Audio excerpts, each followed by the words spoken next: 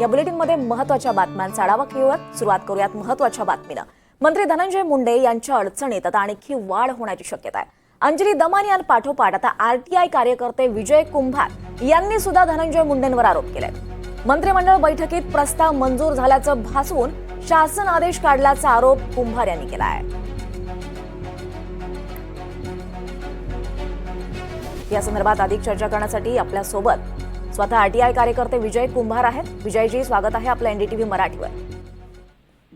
विजयजी, आपण धनंजय मुंडे यांच्यावर आता एक आरोप केला, नेमकं काय म्हणायचंय तुम्हाला? याच्यामध्ये धनंजय मुंडे यांनी मंत्रिमंडळामध्ये जो ठराव मंजूर झाला नाही तो भासवून पुढची प्रक्रिया केल्याचं स्पष्टपणे दिसून येते। परंतु याच्यामध्ये एकूणच फक्त धनंजय मुंडे असं नव्हे तर यापूर्वी असं घडलेलं आहे, ज्याच्या संदर्भामध्ये मी आक्षेप घेतला होता की 13 मार्चला मंत्रिमंडळात जो ठराव मंजूर झाला नाही तो झालाय असं भासवून अँब्युलन्सचा जो घोटाळा होता त्याचा शासन आदेश काढला। म्हणजे महाराष्ट्राच्या मंत्रिमंडळामध्ये कुठलाही आगापिछा नसताना, कुठलाही कॅबिनेट नोट नसताना एक काहीतरी ठराव मंजूर झाल्याचं तरी दाखवतात आणि नंतर पुढची प्रक्रिया करतात किंवा ज्याचा ठराव मंजूर होऊ नये अशा पद्धतीने तिचे ठरावही मंजूर केले जातात। त्या संदर्भात उद्या मी लिहीन।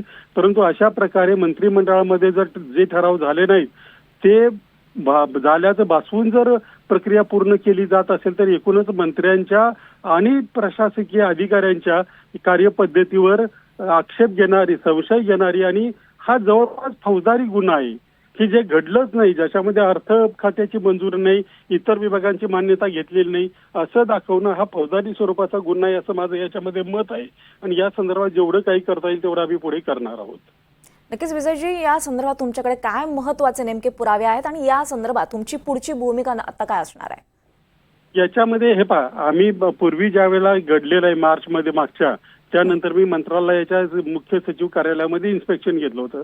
त्याच्यामध्ये असं आढळून आलंय की अतिरिक्त ठराव मांडून म्हणजे अजेंडा टाकून त्याच्यामध्ये ते मंजूर झालेत असं भासवण्याचा प्रयत्न केला जातो।